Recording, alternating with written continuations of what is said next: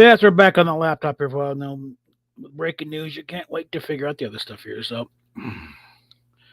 So they finally announced, Section 31. We've been dreading this thing for years now, but look on the bright side here. What little bright side there is to look on. Kurtzman's not getting his series. That was the big thing because he was wanting to do a whole TV series and thoroughly drag Section 31 into the mud. No, he's only getting one movie.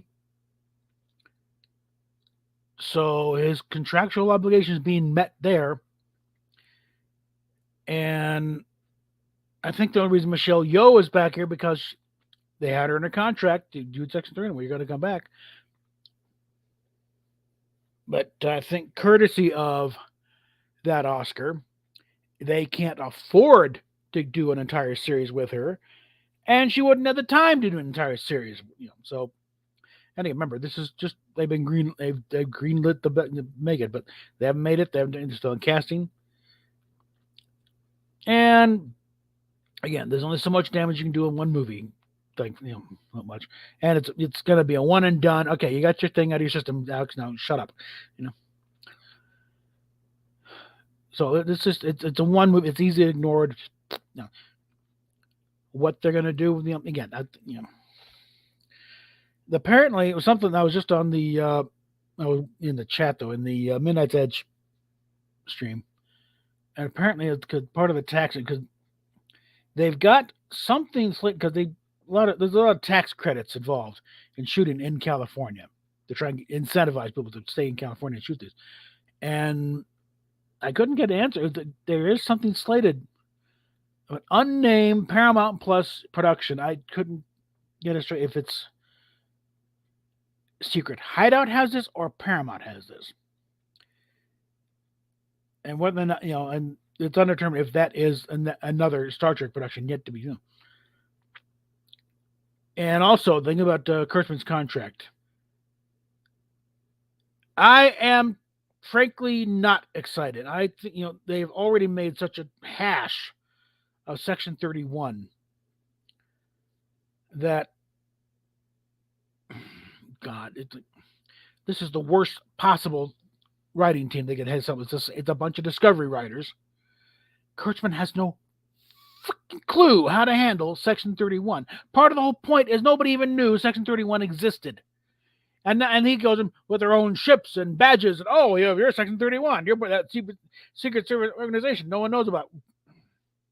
Idiot. No. He has no idea how to handle a covert operation like that. It's like, it is a wonder. He may think it's a backdoor pilot, but I think this is just, okay, throw him his bones, give him a movie. We're not obligated to do a series on it, okay? And I think considering past experience of these guys in doing anything with Section 31, it's going to go down like the Hindenburg, only not as pretty, okay? Michelle Yeoh, an executive producer, I want to think it's because of that Oscar, but also hopefully that will keep the normal Kurtzman stupidity in check, so it won't really suck. But it's still gonna suck triple dick. Okay, it's gonna go down bad. It's a hot mess. Okay, so let's just content ourselves if it's a one and done. But again, they apparently do have something set aside. And I think if it's a Paramount, then this could be they're setting a slot aside for when Metalis comes available. You can do the Star Trek Legacy thing. And another thing about Kurtzman's contract. Apparently, it's a little wrinkle there. Yes, well, it's up to 2030. That's just a CBS. That's not Star Trek. His Star Trek contract is still go bye-bye in a year or two. So yeah, he will. He's got other. Then Y50 and Scorpion, whatever. And he got a few other things to ruin, but he had nothing to do really. Hindenburg was in like 1937. Lakehurst, New Jersey, first live disaster recorded on the radio. Oh, the humanity! But and they may finally figure out what happened to that one. There's a PBS thing, a Nova. We're explaining. They thought they may have gotten a clue when they've got some footage that nobody had ever looked at before. That was a home movie because they'd only focused on the newsreel footage, and the newsreel footage were always kind of, and the airships coming straight at it pretty much, so they never got to look at the side. However, there were a bunch of guys who did home movies. They were way out to the side, so they got the entire airship. So, and while the footage still didn't quite catch the bloom, it did start off a little chain of research, and they think they may have finally figured out what happened with the Hindenburg. Basically, there apparently was a leak of the hydrogen bag in the aft section, and the construction was such that you had metal frame, but also some wood stuff. And remember, it had also come through some storms on the way over, on the over Atlantic, and it was stormy when it came to the Lakehurst. All that eventually, it's charged, and they drop the landing ropes for the crew. These ropes are also wet, and in those conditions, they do become conductive, believe it or not. It's not a fast charge. It took about, they did tests, and how long it took, about right exactly dead on of how much it actually took. 4 minutes from the time the ropes hit the ground, it comes grounded, you start building the airship became a giant capacitor. It caused a spark, and you got a so it went up. And consider that it was coated. The dope they used on the fab was essentially kind of low grade thermite. Yeah, it became a big firecracker. So, and it's a very fascinating thing. It's on YouTube. So check it out.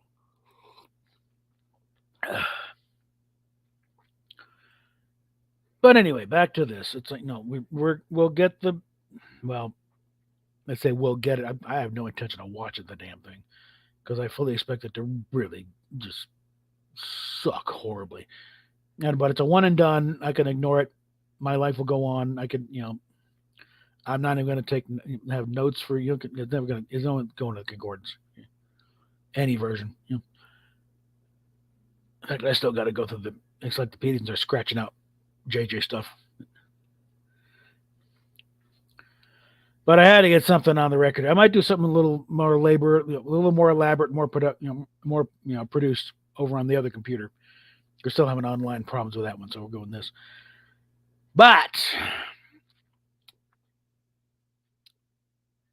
and also remember, this thing has been in development hell for years. So, I mean, the only thing all of us raving about season 3 of Picard did was maybe streamline things a bit. But for the most part, no, we did not get Kurtzman his contracts. We did not get the Academy thing, because everything he's been doing, they've been trying to get for years. Okay. And also, it's like typical Kurtzman fashion. They announced this to undercut the big IMAX thing going on in LA tonight, or coming soon. But they're doing the last 2 episodes in the movie format. And leave it to the one thing Kurtzman knows how to do is steal credit, undermine other creators. That's one thing he's got down to a science. Rips off other writers, does not credit them. For a long time, Brian Fuller was trying to get the rights to Clarice to go along with the rights to Hannibal, so he could follow up on the Silence of the Lambs thing. Kurtzman got it and tried to do his take on it. Of course, it bombed horribly, and at that point, that's when the dude was off the Kurtzman rose, if there ever was one. They finally would openly call him in trade, like in Entertainment Weekly, called the known IP hack. Exact words.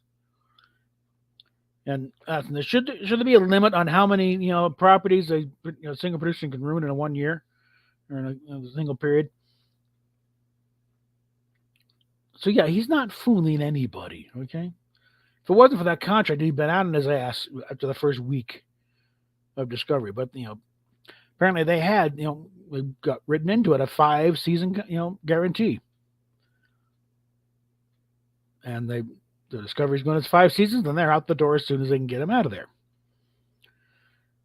And I don't know if Picard also apparently 3 years was the it, because Stewart doesn't want to tie down to a long series. He's in his 80s, for God's sakes.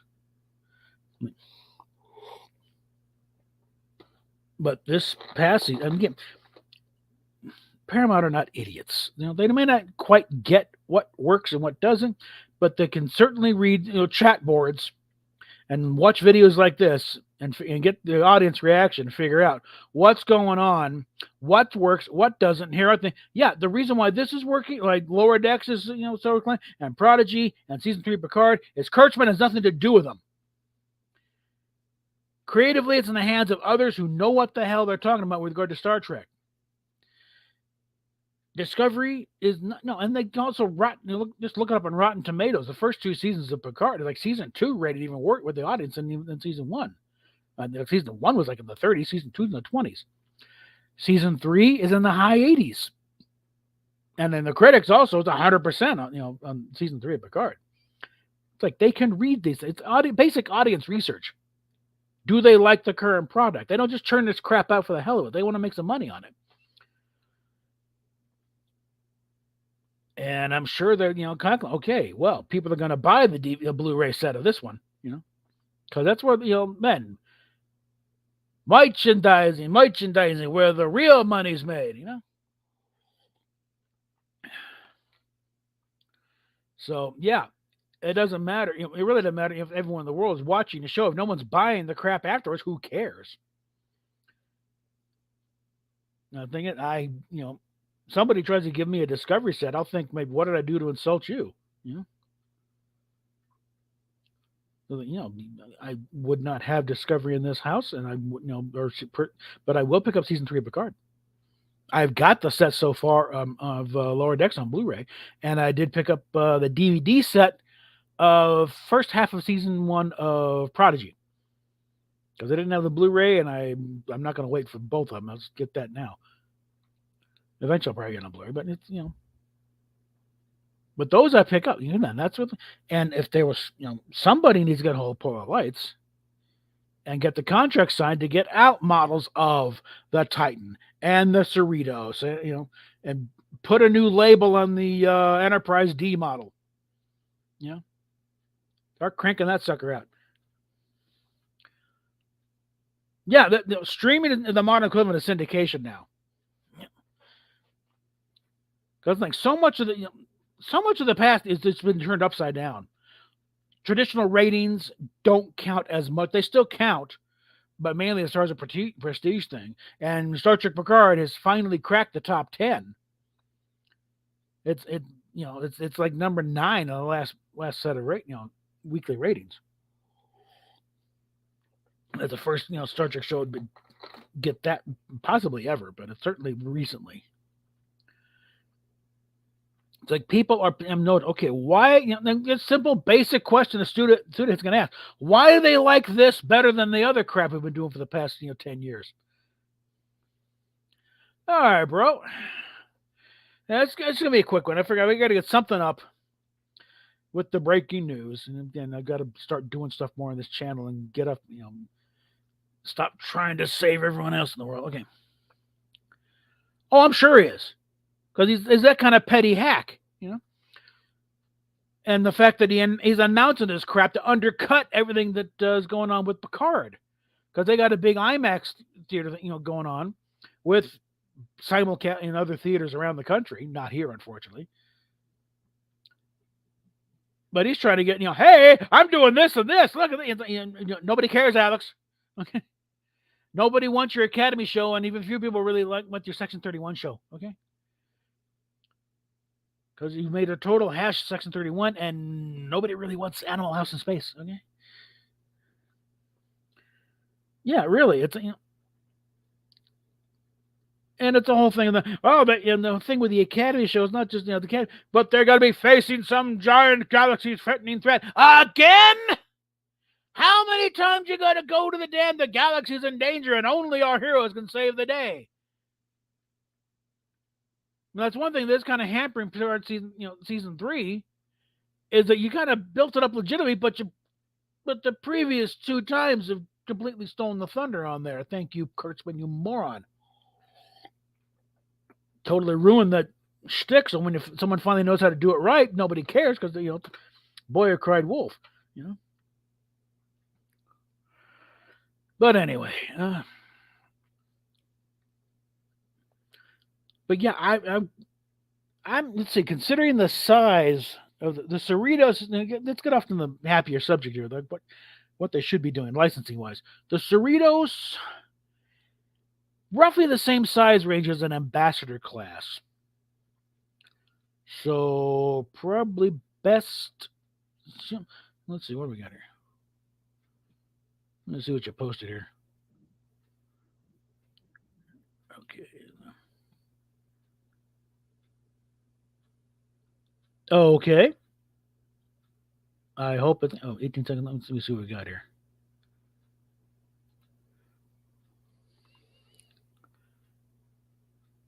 And Red Letter Media.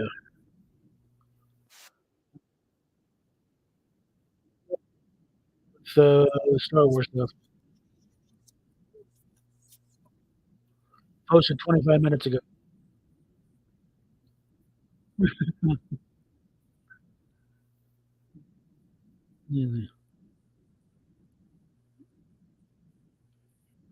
Oh, the Enterprise is not under the show. Yeah. All right. Okay. Let's see what we got here. Mm-hmm. Yeah.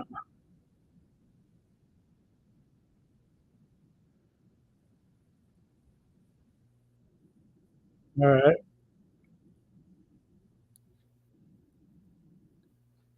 Okay. Well, think about why can't we get the? Well, we got the Galaxy class back. We got the Enterprise D herself back. So this is something we should be celebrating, folks. Okay.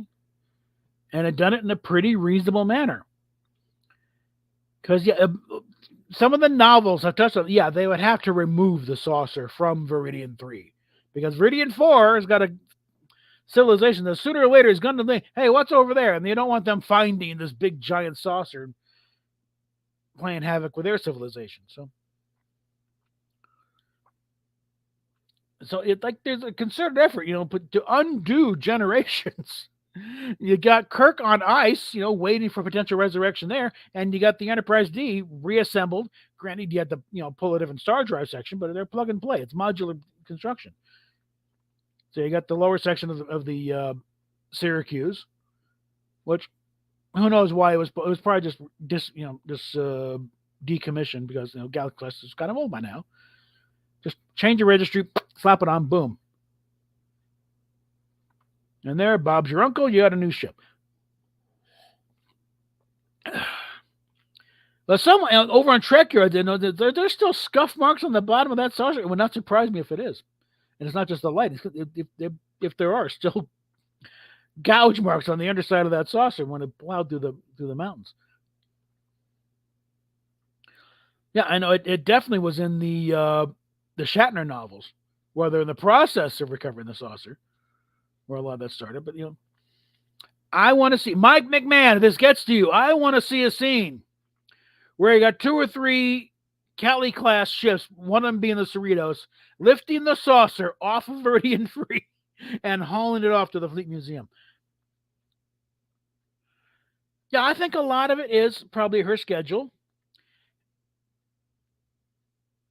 And that little, Oscar, it's like, yeah, but also I think it's a combination of, you're not going to get her for a series, but she's under contract, so you got to get her somehow. And I think she does live the character. There's a lot to dig your teeth into there. But I think a lot it's like they've stalled him probably as long as they can. Okay, you can get your Section 31 thing, but you get one TV movie. I mean, the pilot, whatever, call it what you want. You get one TV movie. After that, shut up.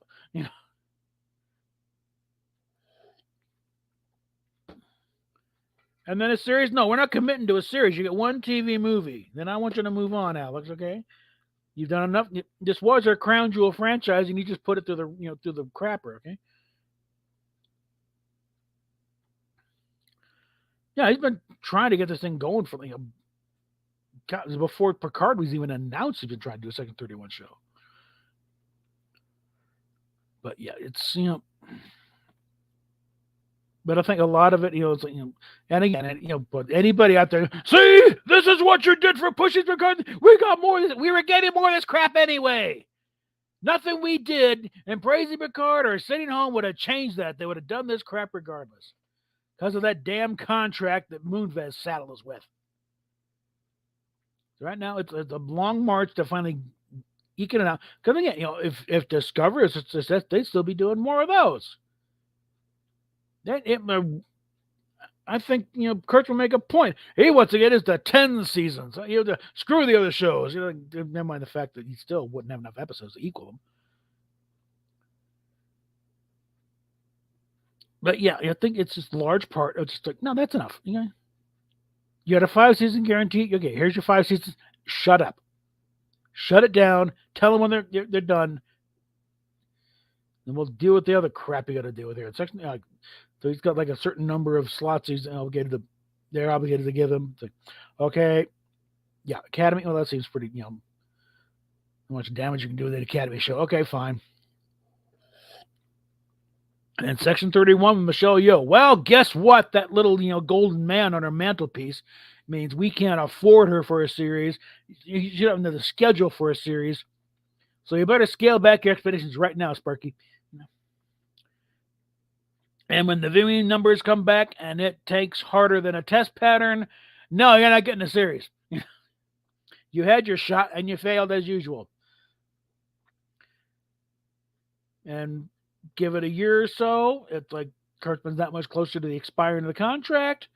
And then we can bring in Terry Matalas and do Star Trek Legacy free of, Secret Hideout and their band of morons. And maybe if everybody holds on long enough, we might get that, concordance update for the 60th.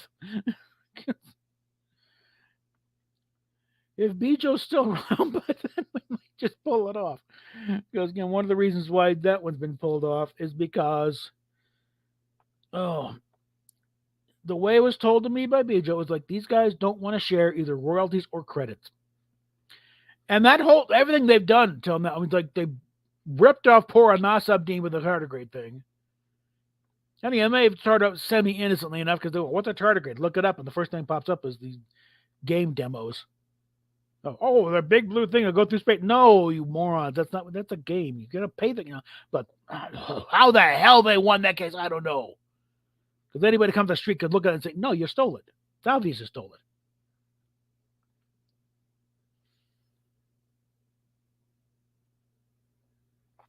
Well, you can't really copyright the name Legacy. It's still in a Paramount licensing. They own it anyway, so they can do what the hell they want with it.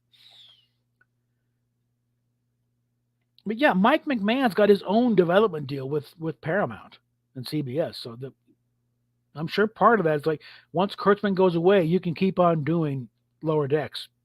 With the benefit being that once he's gone, you won't have to have 15 names of people that have nothing to do with the show attached to it and send out money that way. Now all the money can stick in-house with your people and your show. That'll give you a chance to get a few more legacy actors come in and do voiceovers. And Prodigy, it's sort of the same thing. I know Picardo was wanting to come back to the holographic doctor. And I fully expect him to do it next season on Prodigy when we get. I assume it's going to be the Voyager A. That's everything's pointing that way. In fact, the shuttle that rescued him from the bay was from the Voyager A. And you think Janeway's going to get anything less than it? I fully expect when they get on there, they go to sick bay and activate the EMH on that one. It's going to be, please attend to the medical emergency. Doctor,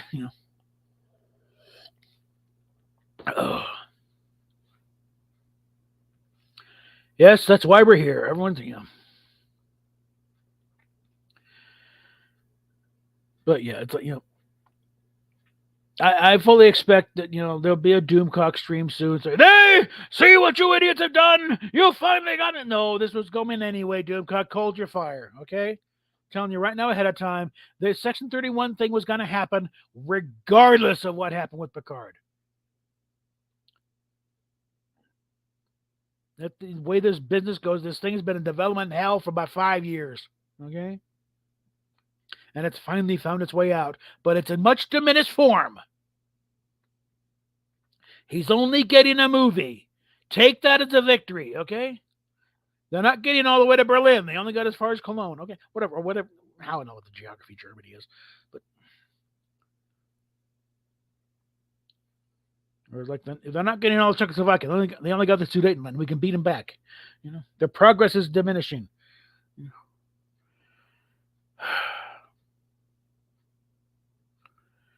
Yeah, Doomcock's star has fallen quite a bit, mainly over this thing where he's calling everybody a cuck for daring to actually recognize, this season Picard's actually pretty good.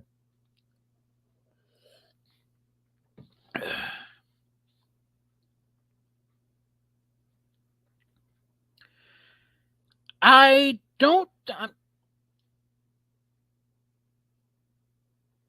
Well, again, the Voyager EMH is a separate entity now. He's got his mobile emitter and everything, so like he wouldn't even necessarily have to be part of the system. Just bring him on board, He'll be they might have other EMHs of Mark III, Mark IV, whatever the hell on that by now, but he'd be the chief medical officer on board that ship.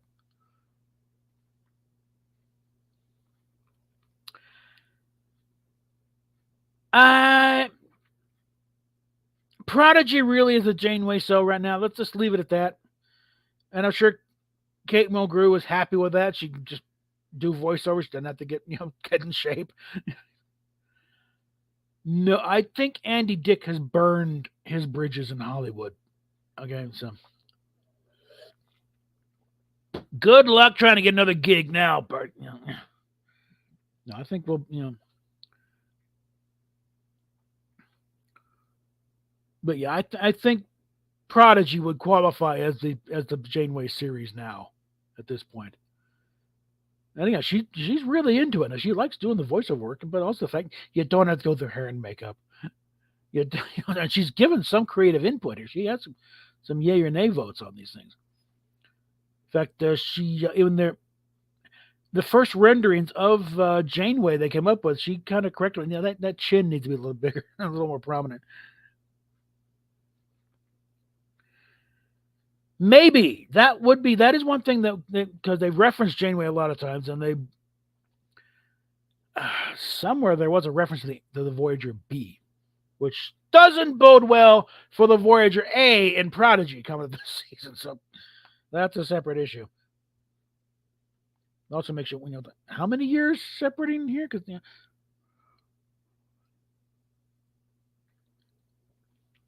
with Prodigy, Janeway hasn't gone that great. Whereas in real life, Kate Mulgrew is really great now. Okay, she had very dark hair back in the day, or at least darker than it was now. But she's got pretty, the kind of like a lot of silver in there.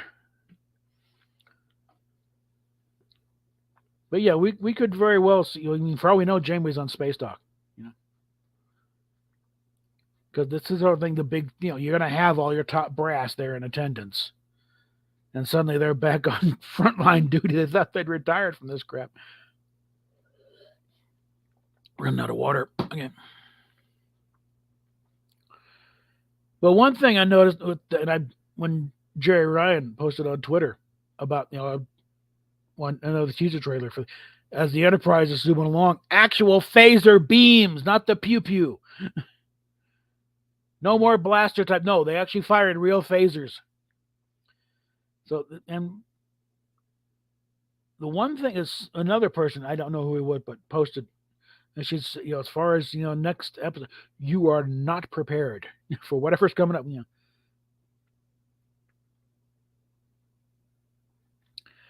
Yeah.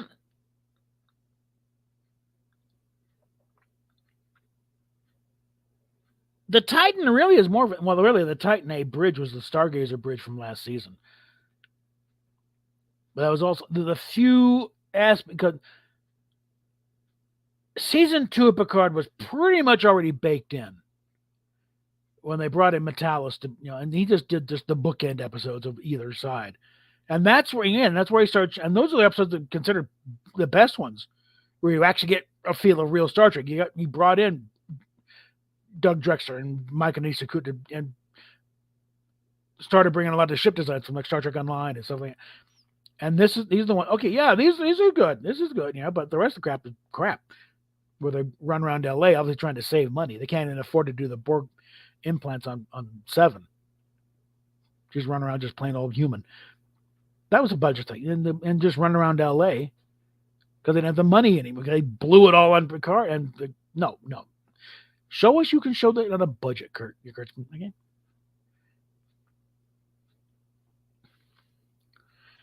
And also, it's like one of Doomcock's guys griping about the fact that the lights are not as bright on the Enterprise D bridge as they used to be. This is the evil interacting. Really? That's the link you're complaining about, the fact the lights are not as bright as they were. Look, it's evenly lit. Everything's there. You can see it. Shut up! For God's sakes, get a grip, people. I mean, that's the link. Forget it. There's no saving these people from that,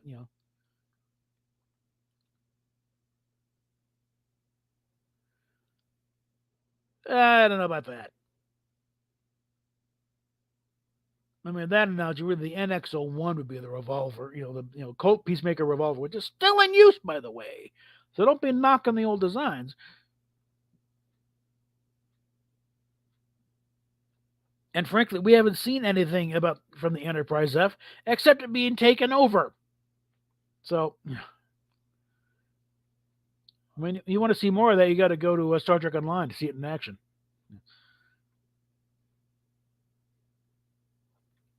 But let's see. But frankly, I want to see the next series completely divorced from this Discovery timeline.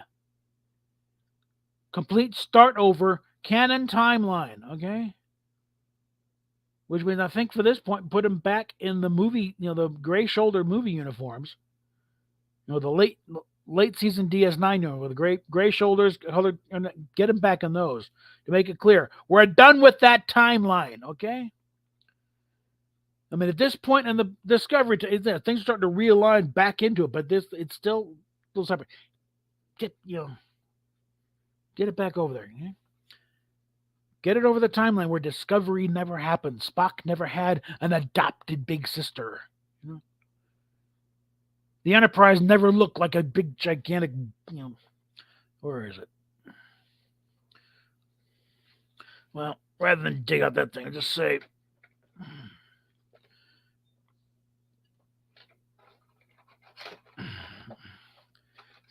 come on, get off the stand, you. Come on. Oh, come on, you swine. Usually fall off and breathe anywhere. Where the Enterprise always looked like this. And total length was 947 feet. Not the big, gigantic monstrosity they've been trying to foist on us with Anson Mount. Well, it was a museum ship, but that's part of what makes a museum ship is that it was pre all this, make them all interconnected. Which in a way is kind of branching off of the whole command code thing where, you punch in the right code, you can tell your ship what it can do. This one, they do it automatically, which was dumb.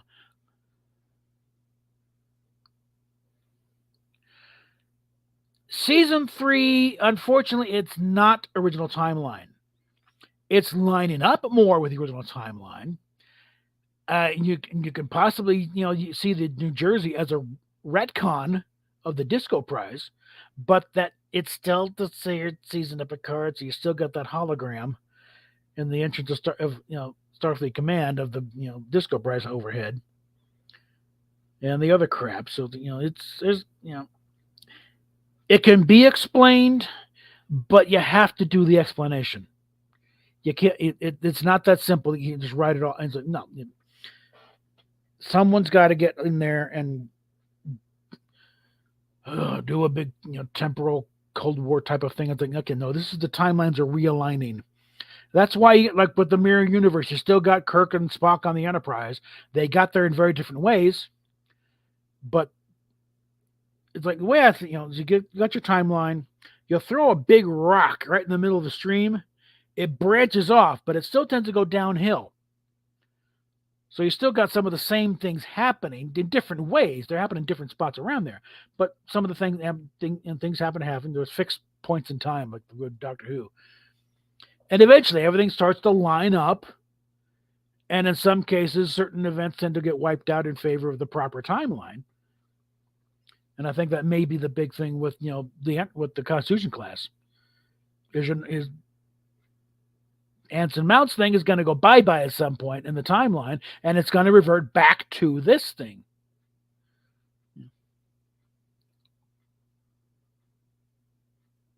They're trying to, that doesn't work. There is no way in hell you can explain that, because this Strange New Worlds takes place in between the cage and where No Man has gone before. And in those two episodes, the ship it's the same model. They haven't even shortened the bridge yet. They've added a few lights. That's all they've done. It's the same damn model. So it's the damn ship. There's no way that, I have the big model, the supposedly 1/1000 scale of the Disco Prize. And this is 1/1000 scale. Pull it off again here. I got the, let's see, I can get this pilot one out. Oh, come on, you. Like, this little job, the spikes, it's just off to the side because they couldn't keep falling off. This is 1/1000 scale.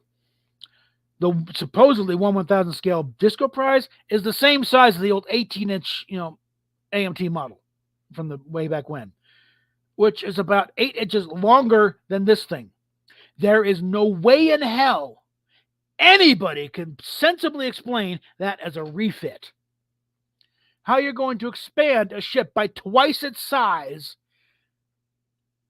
get the technical capability of the gods on the thing, and then go back to the way it was before. It is a totally different ship. The architecture is completely different. There's not a single line in common between those two ships. It's a stretch the credibility with a movie refit from the original Enterprise to the refit in the motion picture. And then you got the only way you can get around that one is, okay, the saucer underneath it's the same. They kind of built out a bit, and the lower section is complete swap out. For the Disco Prize, no way in hell, and it is insulting to anybody even try and suggest that. Now, I do like the design. It is a nifty ship design. John Eaves did a very pretty ship, but what he did was originally proposed to be the NX-01. That was his proposal for it, and they rejected because it looked too much like the Constitution class. And that's when it went to Doug Drexler, and he gave us the NX. Originally, that actually, before it really got to him fully, Berman was going to go with the Akira as is. And both him and Herman Zimmerman, no, you don't want to do that. Yes, they will notice, and they will hound you to the gates of hell. Let us work with it. We can get the same general idea, and that's why he swapped the cells up and did the thing. And also, Drexler did point, he made a point of making it look unfinished by leaving off the secondary hull. With the plans of eventually sticking a secondary hull in there, it's okay, and then we begin the lineage. And the way I see it, Eve's design of the Disco Prize, that works in very nicely for the very next ship class after the NX. And then in my version of reality, that goes on towards the 18-inch AMT class, which is not the Constitution class, it's too chunky. Slightly smaller. And then the Constitution class about 20 years later on that one.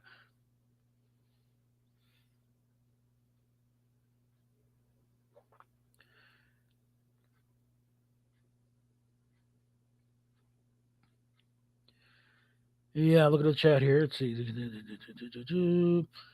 Yeah. Another thing with season 1 or 2, also number, I think more fundamental, they don't fit thematically. We're not seeing Jean-Luc Picard. We're seeing Patrick Stewart work out his personal demons through supposedly Jean-Luc Picard. But Picard did not have a traumatic childhood. We saw his, a vision of his mother and where no one has gone before. As an old lady, it's like, who had died by then. But it's like, I imagine bullshit. You imagine her as an old lady. She was an old lady. She lived, and that's another fabrication because Patrick Stewart's mother did not commit suicide. I mean, his father was an abusive jackass because of severe PTSD following the war. And he stood up to that. But Patrick Stewart did have a horrible childhood because of his father. The people had told him before the war, his dad was very happy-go-lucky, very nice guy. And something happened during the war. He just, lost it and took it out on his family. And so a lot of this had nothing to do with Jean-Luc Picard. It had to do with Patrick Stewart exercising the demons of his childhood. And up in the ante a bit with his mother committing suicide and him finding him. His mother died in the 90s, okay, of old age. She was in her 90s or so.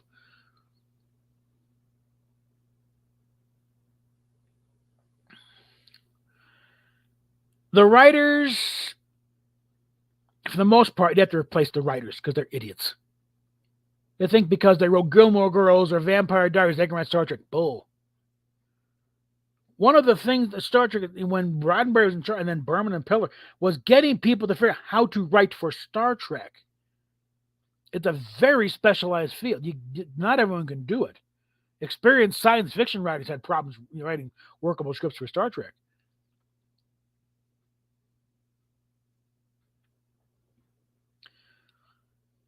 Well, all right. Strange New Worlds, I cut some slack in that Akiva Goldsman is largely a hack, but he's got an Oscar on the mantle because of Beautiful Mind. But he's also a longtime fan. I'm not sure how hardcore he is. He did go to conventions in the 70s. And so he has a general idea of how Star Trek works, and that is an episodic TV show, Planet of the Week type of thing. And on that scale, Strange New Worlds apparently works. It's still a continuity nightmare. That another one's like, no, this does not fit. It's fine if you like it. I have no interest in alternate timelines right now. And another, and especially with that little pastiche to Balance of Terror, which I prefer to refer as out and route plagiarism. Because it doesn't matter, we all recognize the episode. The fact is they did not credit the writer or the episode. There's no reference in there at all of where this came from. And they basically cut and pasted, the entire script just about. And again, the Writers Guild at least used to have very strict rules about this sort of thing. There's a reason why, the reasons why they did not have references to the original series or the animated series throughout Next Gen. Had nothing to do with some being declared non-canon. In fact, they didn't have to pay the writers royalties for using their script ideas. The whole reason T'Pol originally started off as T'Pau. And the thing is, if they stuck with it and had their first Vulcan first officers T'Pau, they would have to pay Ted Surgeon's estate for every time that character appeared on screen. Which is a chunk of the budget they're not getting back. So, quick change. T'Pol. Okay, yeah, now she's all ours. We ain't got to pay anybody squat. And I'm also still waiting for the lawsuit from Harlan Ellison's estate to come in from using the Guardian of Forever. Because supposedly it was in his will. Do not let Star Trek ever touch this story. And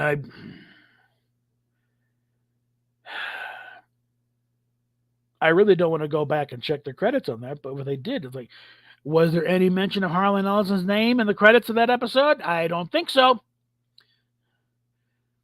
So I'm betting if you watch the episode and you hear somewhere in the back, a little voice from Harlan Ellison, Kieran the Bond, you bastards! I will hound you to fucking hell, you moron.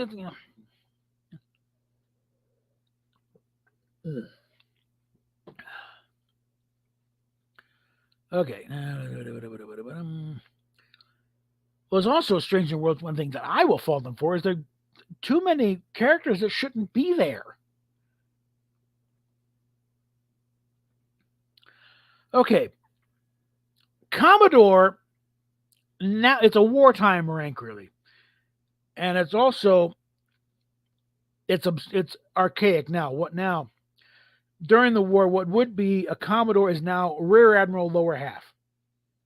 It's still a flag officer type. You're getting to there, but also the difference is that like during World War II, like a captain had 4 stripes on the sleeve, Commodore would have 5. Whereas an admiral, you got the flank dart with a star on it, and how far is how many stars. But the Commodore rank right now is not in existence. Not in the U.S. Navy. Now it's because it would be going from captain to Commodore and then Rear Admiral, and then up the line. So rather than have but after the war, they got rid of Commodore and just split the Rear Admiral rank into like to have lieutenant junior grade, and then full lieutenant. So you got Rear Admiral lower half, Rear Admiral upper half, 1 and a 2 star. At least that's my understanding of it. I was not in the Navy. I was in the Air Force. We have different issues.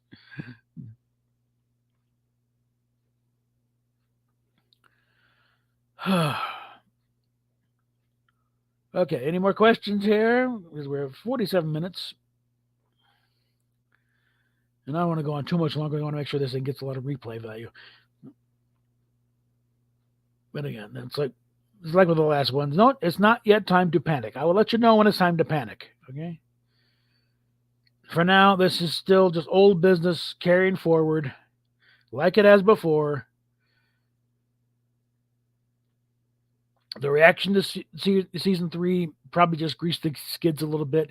It's certainly motivated Kurtzman to start going off of the mouth about, okay, this got Greenland, try and steal away some of the thunder of the coming big hoopla over the finale season 3.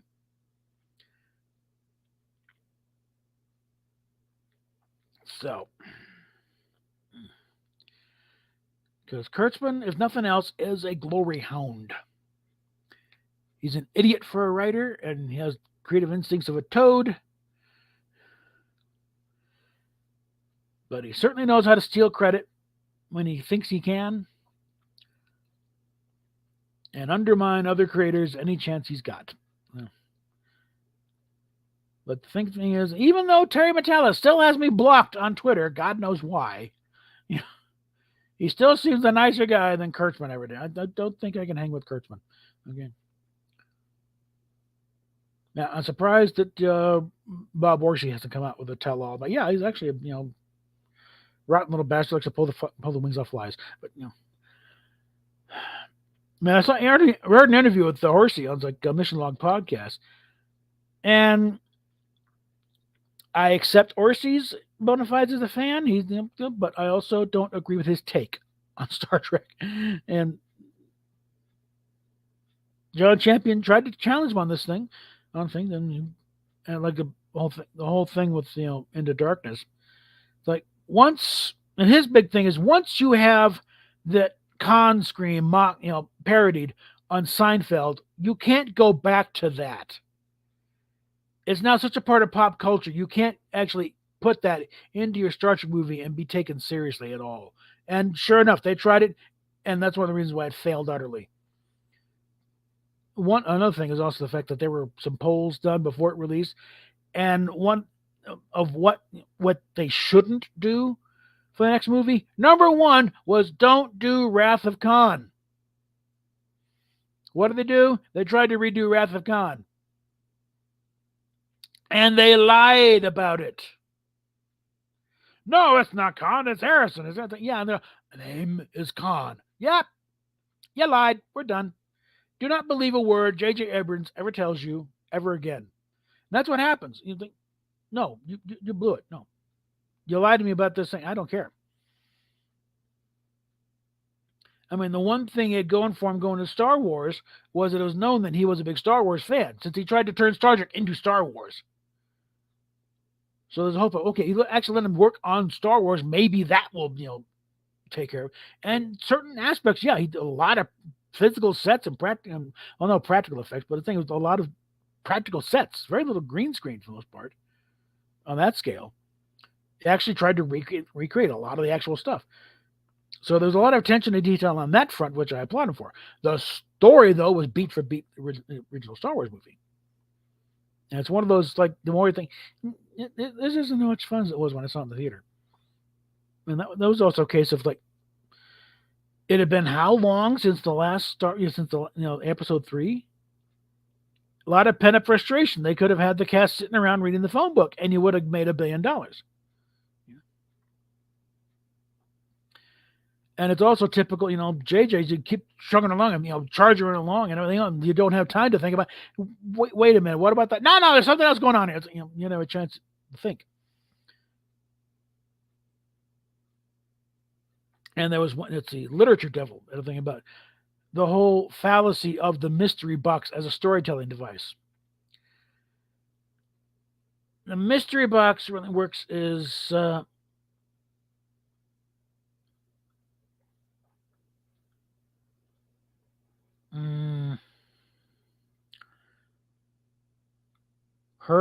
does something happen to Cersei that I don't need to know about? There's still very much mail last I heard. That was another bizarre period where, all right, it's too Star Trekky. Yeah, it's a Star Trek movie. What the hell do you want? Idiots. That's another thing. The people in charge at the time did not know what the hell they were doing beyond just JJ. But it's like, where was I?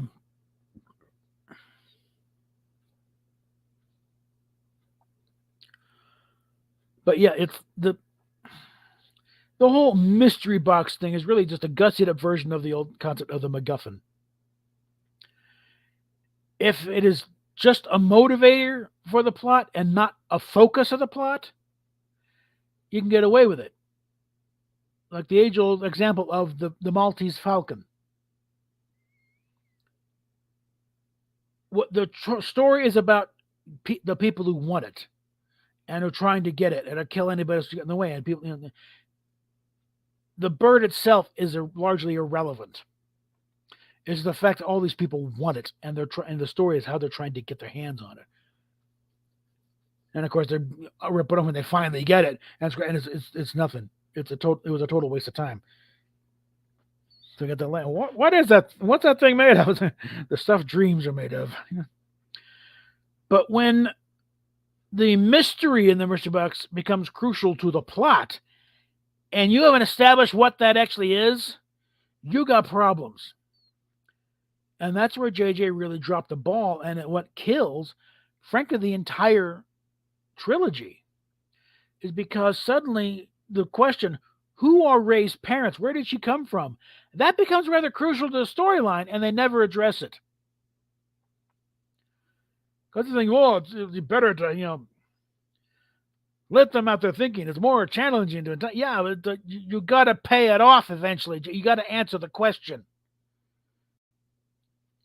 You can delay it as much as far as but when you better have a good answer, especially the longer you delay that answer.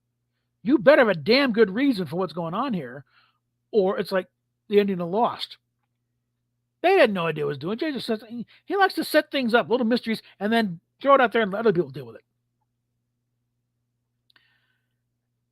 And the thing is, unless you set this up immediately, so that you know where you're going, and don't still go off on these little wild tangents of everything else. And that's what happened with Lost, because they're going all over the damn place. And it was fun like that. But when it finally came down to their what? Are you out of your freaking mind? You've wasted 6 years of our lives for this? And the same thing with, the Rise of Skywalker. When they had it was like Good Morning America, they had the whole cast around there. And they couldn't say anything about, and JJ's right there with them too. and they're asking what you're in the gesture. What is your reaction to the last movie? A lot of them are like, and Anthony Daniels like, this is what we're leaving with. It's like, that's something right there. This is what you're giving us for an ending. And when it came out, yeah, we're with you there, Tony. It's like, this is stupid. That's why usually that movie is referred to as The Rise of Palpatine. Ray Skywalker. You stole his family homestead. You stole his name. You got his and Leia's, you got Luke's and Leia's lightsabers. You're just gonna, yeah. Guess what? The Emperor won the whole thing. Thank you, JJ. You freaking moron. And again, and then chart the progress. Force Awakens got $2 billion. Last Jedi, $1.5 billion, maybe 1.4. So that you didn't have that much repeat business. And then Rise of Skywalker barely made it over $1 billion, and they kept it out there longer. They had to drag its ass across the line to $1 billion. And it doesn't matter. It's still $1 billion. Not when you made $2 billion 2 movies ago. They don't expect you to start losing money. And that is where the bloom off the J.J. Abrams rose started to fade. And suddenly he's not getting everything made. And he jumped over to D.C. before all of a sudden. And then suddenly they're not making J.J. They've got him on contract thing, but they're not making his deals. They totally undercut his Constantine idea.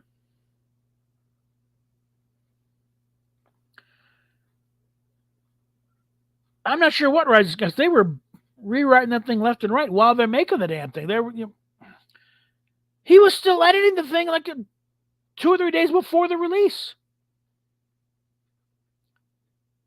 It's like, in this case, thank God for digital editing, because he could do that sort of thing. Otherwise, back in the old days, where it's still cutting, where they're literally cutting and pasting film together, that wouldn't have been possible. It's too labor intensive. Not like what Tom or Midnight's Edge said. Basically, that movie was the world's most expensive Twitter fight between him and Rian Johnson. I still feel bad for the guy who played Akbar, because he really, liked planning and liked the fan reaction to it, and he just made a fool thing for the last thing, and the I guess probably just rap for him or rap for someone. On the last thing, that's a rap, but it's a rap, and really disrespect the guy that much. I mean, shooting the scenes with Luke. Mark Hamill's literally over in the corner, and they have pictures of him with his head down, crying. They're just making just a mockery of Luke. That's why I see he had to pretty much, he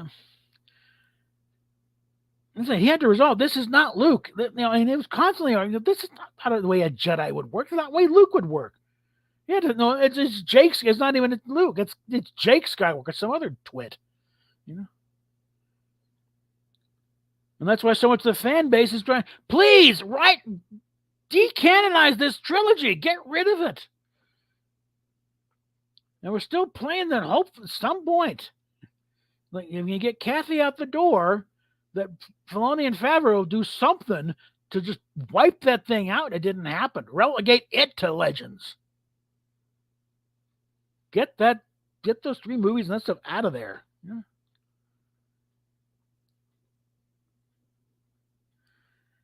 Not in the least. And again, it's another case of Kathy playing chicken with Bob Iger. Because, again, think of all the Doomcock stuff, but I think he does some good. We talk with Cameron Pasha, and Cameron's sources were saying that was not the way it was supposed to go down at Celebration.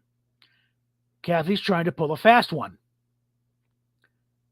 They're not, she doesn't want to go quietly and just quietly retire and let cooler heads say go. No, she wants to keep this thing going.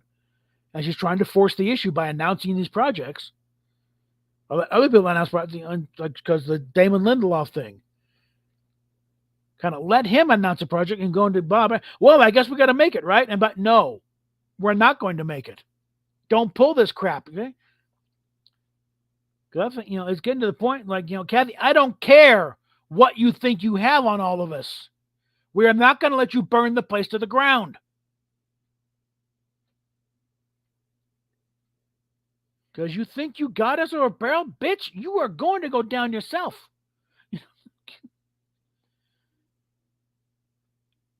I hope the hell Frank has got a lot of money cranked up, because you are not going to go any further with this. We're going to shut you down one way or the other. Because you think you're going to win the studio still got fixers, okay? They still got people to cover crap up and take care of people who are going to try and make life hard for them, okay? I mean, it may not be quite to the outright mob level, Chase, but you can still make your life hell, okay? I mean, they still think they can push the state of Florida around. That's another one going to be fuck around and find out. You know, but in Hollywood, no, Disney is still a force to be reckoned with. Okay, and Kathy's going to find out. Okay, yeah, you just pissed off the wrong guy. I mean, I like Daisy Ridley. Okay, I've seen clips and other stuff. But I do want to see that Ophelia movie of hers, because she looked very good in that. And she seems like a very nice girl and very personable. And I'd like to see other stuff, but it's like, I'm sorry, but Rey is a Mary Sue. She's the very definition of a Mary Sue. I mean, she sets foot on the Millennium Falcon. She can fly it better than Han. Can fix things. Like, oh, look, I found that thing. It's like, no.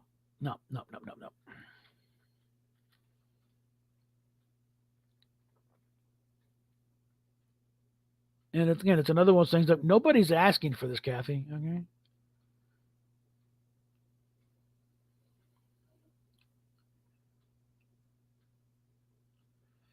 Yeah, I think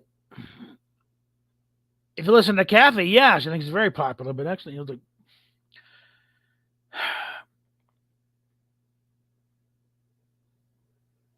I mean, Jon Favreau, the pet name for her is Sauron. Okay. And her spies are, around the Mandalorian, the eyes of Sauron. It's like, we can't do anything until the eyes of Sauron are no longer around here. Because Kathy has, no creative instincts whatsoever. She's very creative. And apparently frustrated the fact that none of her ideas were ever used. Yeah, because they sucked. Okay.